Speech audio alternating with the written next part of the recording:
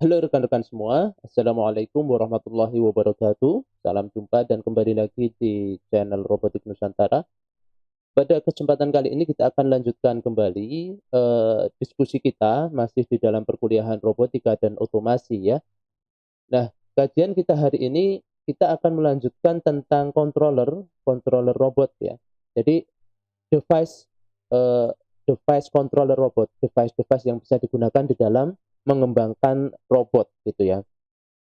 Nah, jadi apa saja yang bisa dikembangkan di dalam apa yang namanya device apa saja yang bisa digunakan di dalam mengembangkan robot? Kita mungkin harus mengenal dulu yang namanya microcontroller. Nah, ada sebagian yang sudah tahu apa itu microcontroller kan? Mikroprosesor, microcontroller. Nah, secara definisi microcontroller itu adalah sebuah one chip mikrokomputer. Jadi di mana dalam satu satu chip itu, ya satu IC itu sudah terdapat piranti sebuah komputer secara umum, gitu ya. Seperti misalnya RAM, ROM, CPU dan I/O port. Nah, definisi microcontroller itu juga dapat didefinisikan sebagai sebuah sistem komputer yang seluruh atau sebagian besar elemennya itu dikemas dalam satu keping IC. Itu kita bisa menganggapnya sebagai dalam satu IC itu bisa dianggap sebagai IC one chip mikrokomputer gitu ya. Karena di dalamnya sudah terisi RAM, ROM, CPU dan I/O. Nah, ini definisi microcontroller. Nah, kalau kita lihat secara apa diagramnya ya, microcontroller versus microprosesor, perbedaannya ya. Yang bagian kiri ini mikroprosesor. Mikroprosesor itu kalau Anda yang pernah mengambil mata kuliah mikroprosesor, tentu di sini hanya terdiri dari interrupt, CPU, dan interface port. Nah, itu adalah mikroprosesor.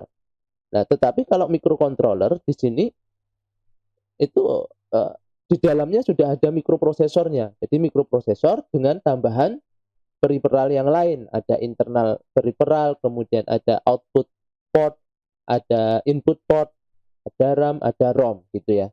Nah, ini antara antara perbedaan antara atau perbandingan antara microcontroller dan microprosesor.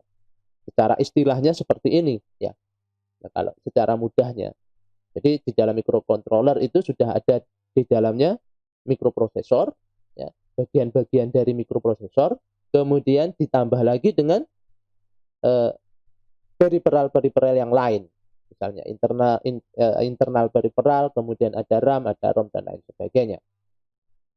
Nah, jadi perbedaan MCU dan versus MPU, jadi MCU itu adalah microcontroller unit dan MPU itu adalah microprocessor unit. Jadi di sini bisa didefinisikan atau bisa di list dari perbedaannya. Yang pertama kalau microcontroller itu di sini uh, dia adalah controller, pengontrol. Tetapi kalau microprocessor dia adalah memproses. Nah, di sini sifatnya itu microcontroller ini sifatnya specific purpose.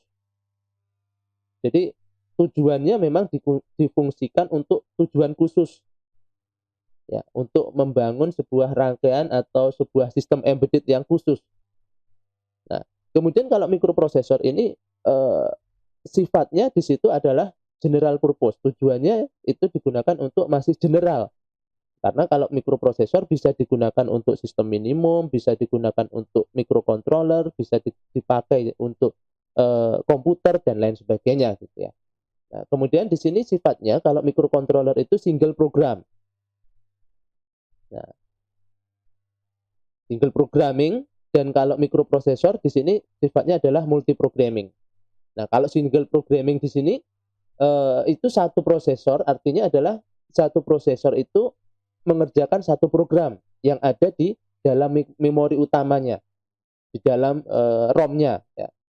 Nah, sedangkan multi programming itu adalah salah satu prosesor yang dapat mengerjakan banyak program di memori utamanya itu terdapat banyak program gitu ya. Kemudian kalau microcontroller dia bersifat single user. Kalau mikroprosesor dia multi user. Multi user di sini adalah suatu sistem di mana sesuatu sistem yang memberikan satu atau lebih pengguna untuk menggunakan satu atau lebih perangkat keras, perangkat lunak dan data atau informasi yang melalui masing-masing workstation. Nah, sistem dengan model multi user ini terlihat cukup rumit ya kalau kita bisa bayangkan rumit ya. Sistem multi user ini itu yang ada biasanya digunakan untuk bisnis dan para kantor yang memerlukan komputer yang saling terkoneksi di model workstation gitu. Tetapi kalau single user ini itu juga apa namanya didefinisikan sebagai sistem operasi yang hanya menyediakan akses layanan kepada satu pengguna saja. Jadi kalau kita bicara single user ya microcontroller ini memang dikhususkan untuk satu sistem saja, satu tujuan tertentu gitu, satu tujuan tertentu. Kemudian ada penerapan di situ ada kalau microcontroller penerapannya apa? Peralatan RT, peralatan rumah tangga, ada telekomunikasi, ada otomotif, mesin industri, elektronika dan lain sebagainya. Kemudian kalau mikroprosesor memang penerapannya itu lebih ke umum gitu ya. Ada PC, ada ke server gitu ya.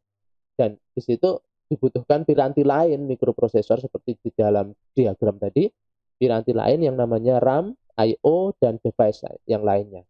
Dan di sini ada microcontroller itu RAM lebih kecil daripada ROM. Nah, kalau Anda bisa bayangkan ya, RAM dan ROM ini, bahwa ketika kita memprogram suatu microcontroller, kita katakanlah microcontroller yang tersemat di Arduino, kita memprogram Arduino. Nah, program yang kita buat itu sebetulnya tersimpan, setelah kita compile, itu disimpan di dalam ROM. Ya, di dalam ROM. Makanya di dalam microcontroller ini, RAM itu lebih kecil dari ROM. Nah, sedangkan variabel-variabel yang kita buat, misalkan variabel itu apa? Sensor misalkan ya, data sensor. Maka data-data variabel sensor tadi tersimpan di dalam RAM. Nah, ini perbedaan dari microcontroller dan mikroprosesor. Nah, kalau di dalam mikroprosesor tentu RAM-nya akan lebih besar daripada ROM. Kita bisa bayangkan salah satu PC ya, komputer ya, di dalam prosesornya itu dia ada ROM untuk programnya ya, ada chip pembantu istilahnya apa namanya, saya lupa namanya ya. Jadi ada RAM, ada ROM. Jadi ROM ini kalau di dalam komputer bisa diistilahkan sebagai bootingnya itu ya, apa namanya, BIOS gitu ya, sistem BIOSnya. Nah itu salah satu contohnya. Nah, general purpose microprocessor itu tadi ya. Jadi sifatnya kalau microprocessor dia adalah general purpose. Jadi dia harus ditambahkan, artinya di sini harus ditambahkan RAM, ROM dan I/O. Kemudian ada timer untuk dapat berfungsi. Kemudian membuat sistem lebih kompleks atau lebih mahal dibandingkan dengan microcontroller. Dan memiliki yang kalau kita sifatnya general purpose, dia memiliki keuntungan yang dimana sifatnya adalah fleksibel. Ya. Fleksibel pada jumlah RAM, ROM, dan berapa banyak I/O yang akan digunakan itu fleksibel. Nah, fitur-fitur umum microcontroller itu yang pertama adalah Central Processing Unit. Nah, ini fitur yang paling banyak digunakan atau fitur umum ya, sifatnya umum, bukan ini fitur ini bukan mengarah ke dalam satu prosesor satu microcontroller tertentu, tapi fitur yang tersedia secara umum di microcontroller. Jadi ada CPU ya, di dalam diagram tadi ada CPU, di mana CPU itu mulai dari prosesor yang 4 bit sampai prosesor yang kinerja tinggi. Saat ini yaitu 64 bit. Kemudian di situ ada I/O, antarmuka jaringan, port serial UART dan paralel. Kemudian ada serial interface, misalnya yaitu CAN, Control Area Network, I2C, SPI. Nah, kemudian ada peripheral seperti watchdog dan timer, ada RAM, ada ROM. Nah, ROM-nya ini bisa jenis EEPROM atau EPROM. Kemudian ada clock converter ADC. Nah, kalau kita lihat di sini, nah ini jenis-jenis microcontroller yang mungkin bisa Anda kenal ya. Jadi ada Holtec microcontroller, mungkin masih asing di dalam yang Anda ketahui ada Holtec, kemudian ada Atmega yang paling sering dipakai ini Atmega. Kemudian karena di sini ini berdasarkan produsen ya, jenis-jenis microcontroller berdasarkan produsennya. Ada Holtec, ada Atmega. Nah, ini arsitekturnya yang mudah dipelajari itu biasanya Atmega. Atmega yang biasa tersemat di dalam Arduino. Nah, itu IC-nya adalah kebanyakan menggunakan Atmega ya. Atmega 32. Kemudian di situ ada lagi jenis microchip. Ya, kemudian ada Texas Instrument. Nah, ini jenis-jenis microcontroller yang mungkin sebagian perlu diketahui ya. Tapi selain ini ada banyak sekali ya vendor-vendor atau produsen-produsen dari microcontroller yang membuat mereknya sendiri. Dan setiap microcontroller ini dia memiliki cara yang berbeda di dalam menyusun registernya gitu. Sehingga ketika kita ingin memprogram salah satu microcontroller dengan merek yang berbeda, tentu kita harus tahu datasheet-nya, pengalamatannya bagaimana. Nah, apalagi kalau kita ingin memprogramnya dengan bahasa assembly. Nah, itu harus tahu betul pengalamatan yang dibuat di dalam microcontroller. Nah, ini ada microchip, kemudian ada yang lainnya. Nah, ini ada arsitektur dari microcontroller secara umum ya. Di situ ada program counter, kemudian di situ ada blok ya. Di sini ada blok peripheral, ada blok CPU, ada blok memori. Nah, pertama di situ ada yang namanya program counter di sini. Program counter ya. Program counter di sini kita lihat pada blok CPU, di situ ada program counter. Di sini adalah dia akan menghasilkan alamat yang akan diteruskan ke memori program yang selanjutnya akan dieksekusi. Kemudian di situ dilanjutkan ke panah memori program flash. Ya, memori program flash di sini dia berfungsi sebagai memori untuk program-program yang ada. Kemudian ada register instruksi. Register instruksi ini fungsinya untuk mengambil instruksi dari alamat yang disediakan oleh program counter. Mengambil instruksi yang disediakan oleh alamat program counter. Kemudian ada decoder. Decoder instruksi itu melakukan dekode instruksi yang diambil dari register instruksi. Lalu ada register status di situ. Register status dan kontrol ini dia berisi informasi hasil aritmatika yang paling terbaru. Lalu di situ ada register general purpose yang menyimpan semua data transient yang dibutuhkan program. Nah, ini blok CPU yang paling utama, fungsi-fungsi dari blok CPU yang paling utama. Sedangkan blok memori di situ ada jenis dua, ada data SRAM, ada EEPROM. Kebanyakan yang sekarang ini berkembang yaitu untuk ROM-nya itu adalah jenis EEPROM, erasable electrical. Jadi di dalam menghapus dan menginjeksikan programnya itu secara elektrik. Makanya di dalam Arduino itu desain kita menggunakan USB gitu ya. Itu salah satu jenis EEPROM. Datanya adalah SRAM. Nah, blok peripheralnya itu banyak sekali ya. Ada timer watchdog, unit SPI, unit interrupt, komparator analog, I/O modul dan lain sebagainya. Ini arsitektur dari microcontroller secara umum. Nah, ini saya akan menyajikan di sini salah satu rangkaian yang mungkin bisa digunakan di dalam membuat robot roadrunner. Ya. Ada beberapa controller yang bisa dipakai. Ini contohnya di sini ada rangkaian controller untuk robot line follower atau roadrunner ya. Bisa saja disebut dengan roadrunner yang berbasis sistem minimumnya adalah CPU 84C00 atau microcontrollernya disebut dengan microcontroller Z80. Nah, di sini ada tersedia clock CPU 80-nya ya, terus kemudian ditambah lagi PPI. Nah, kenapa harus ditambah PPI di sini? Karena memang microcontroller ini microcontroller yang paling sederhana gitu ya. Jadi perlu PPI untuk menambahkan input outputnya. Untuk menambahkan peripheral I/O-nya dibutuhkan PPI. Nah, input output itu melalui PPI-nya ya. Nah, ini paling sederhana. Di situ ada motor kiri, motor kanan, di situ ada sensor kiri, sensor kanan, ada limit switch. Nah, ini Roadrunner. Ini rangkaian sederhana dari Roadrunner yang menggunakan 84C00 atau microcontroller Z80. Kemudian di sini ada juga rangkaian controller berbasis AT89C51. Nah, ini microcontroller yang AT89C51 ini adalah microcontroller lama ya. Dulu saya waktu kuliah tahun 2000-an itu ini sering digunakan. Microcontroller ini paling banyak digunakan. Dia kakinya ada 40 pin ya. Ada 40 pin kakinya di sini dan agak besar chipnya ya. Nah, ini rangkaian yang bisa digunakan, rangkaian controller yang berbasis AT89C51, dan dari seri C51 ini akan berkembang terus ya. Dia berkembang terus ke S51, kemudian sampai ke Atmel gitu ya.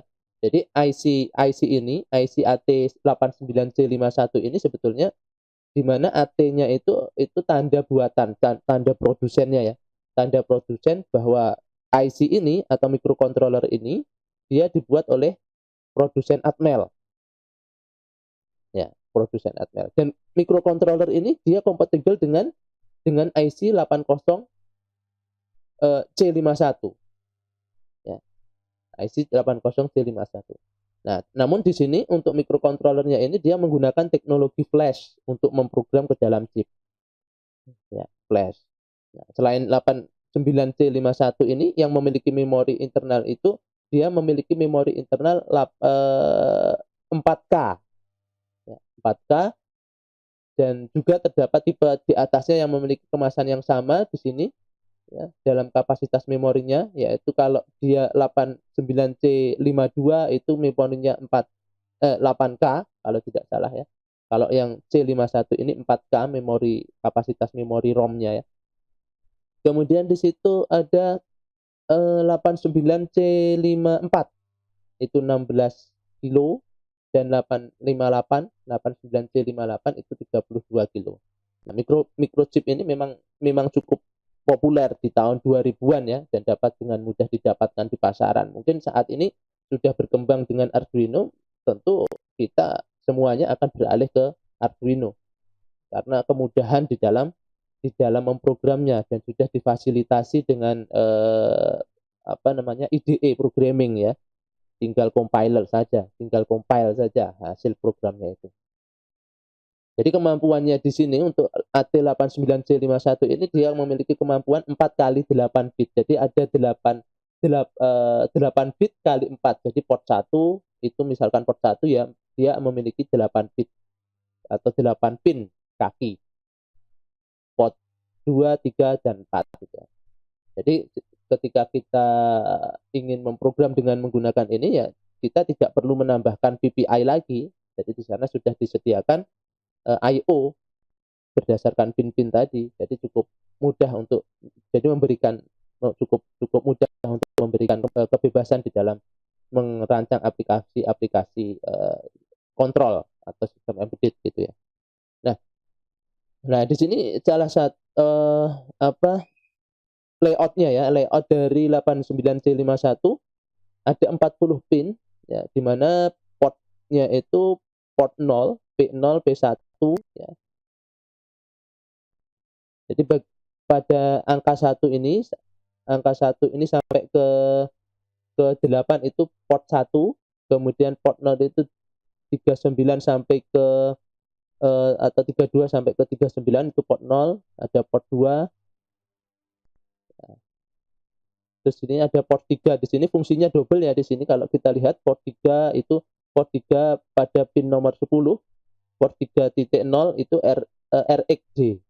Jadi dia difungsikan untuk komunikasi serial UART. RX, TX gitu ya. Nah, ini interruptnya itu pada pin nomor 12-13 interrupt. Tuh. Jadi ini salah satu contoh dari layout microcontrollernya. Nah, selain itu di sini ada rangkaian yang lain, di mana rangkaian ini dia berbasis PIC. PIC 16F84A. Nah, ini rangkaian yang bisa digunakan di dalam robot Roadrunner contohnya. Jadi untuk operasi kontrol yang melibatkan I/O ya, berorientasi logika on off hingga 12 channel ya. Jadi kita cukup menggunakan PIC ini untuk penerapannya ya. Cukup handal di sini ya. Nah, konsumsi dayanya yang sangat hemat dengan menggunakan PIC ini. Hanya memakai arus 76 mikroampere. Dengan VCC-nya itu kurang lebih 2 volt pada frekuensi dan ditentukan dengan frekuensi ya. Di sini ada clock-nya. Dengan frekuensi berapa? Frekuensi 220 mega. Frekuensi 22 mega.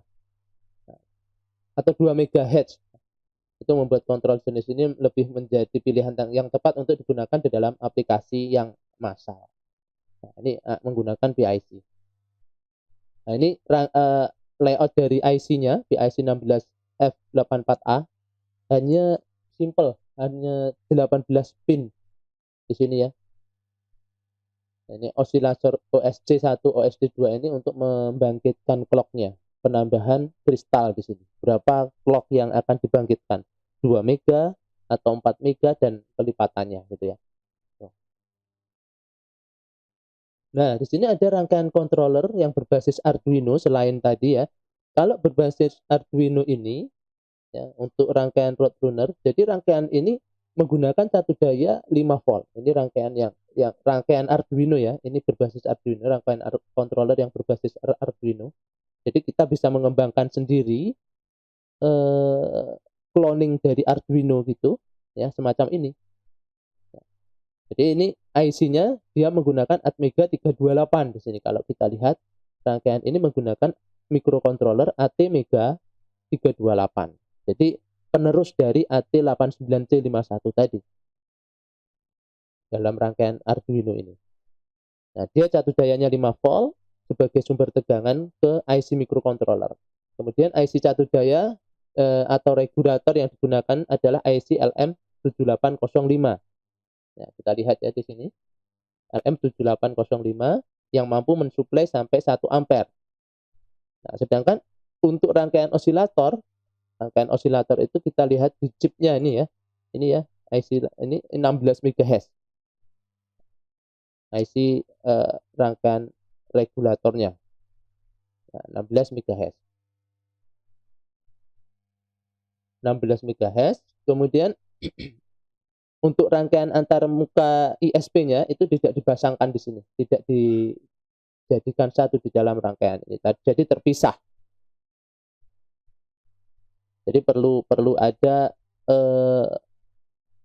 rangkaian lain untuk mendownload ke dalam rangkaian yang kita buat kalau kita ingin membuat rangkaian semacam Arduino gitu ya. Jadi dia berbasis Atmega 328. Nah, ini layout clone Arduino-nya semacam ini. Ini belum dilengkapi dengan downloader. Jadi kita tambah sendiri untuk rangkaian downloadernya.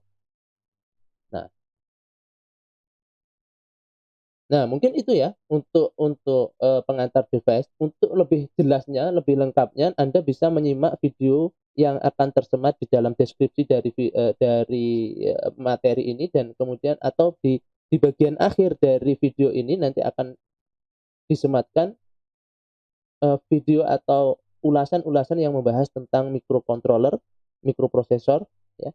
Anda bisa pelajari lebih lanjut di perkuliahan yang lain yang saya sematkan di akhir dari video ini. Terima kasih, selamat belajar, dan semoga bermanfaat. Assalamualaikum warahmatullahi wabarakatuh.